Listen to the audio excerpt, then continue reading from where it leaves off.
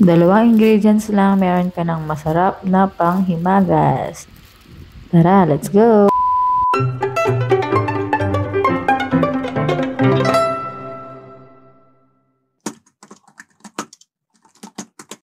Sa mahinang apoy, ilagay natin ang 1 can of ube makapuno condensed milk.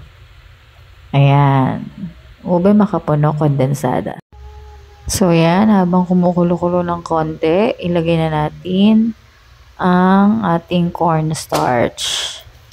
So, yan. Habang nilalagay is halu-haluin natin siya. Yan. So, yan. Actually, napanood ko lang talaga yan. And para kasing masarap, so, tinry ko din kung talagang masarap siya. And napatunayan ko naman na masarap talaga siya. Given na dalawa lang ang ingredients niya, pero masarap talaga siyang panghimagas. So, yan. Habang hinahalo, magkukwento muna ako. Dapat talaga is makapuno balls lang yung gagawin ko. Kaya lang, kanina sa grocery wala kasing makapuno. So, nakakita ako sa condensed is meron ng ube makapuno. So, yun na lang ginamit ko. So, yan. At malapit na siyang maluto. Pero actually, matagal pa pala yan. So, ganyan siya. Halu-haluin lang natin hanggang sa makuha natin yung magandang consistency ng ating ube makapuno balls.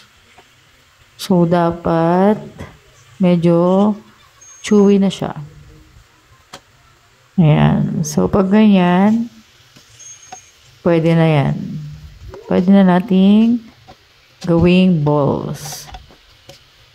So, ayan. At saka ilipat na natin siya sa lalagyan. At ayan na nga. Binilog-bilog ko na siya. And nilagyan ko pala yan ng powdered milk. So, yan. 1 can lang yung ginawa ko dyan na condensed milk. And then yung cornstarch niya is 1 mangkok lang.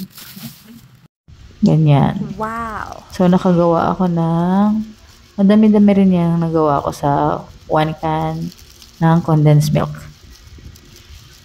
So, yan. Sa dalawang ingredients lang na yan, magkakabuo ka na ng isang masarap na panghimagas.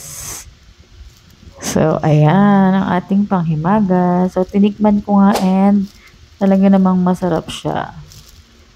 Hindi siya masyadong matamis. Tama lang yung tamis niya.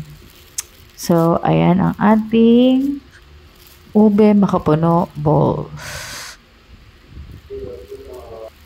So, ayan. Hindi nyo na kailangan pang bumili ng panghimagas dahil sa dalawang ingredients na to, makakabuo ka na ng panghimagas ninyo. So, yan. And, ito na nga ang aking nagawa. Ayan, so titikman na namin.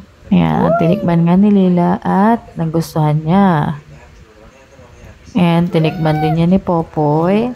Si Popoy naman. Na talaga namang masayang-masaya pa siya dyan. O, diba?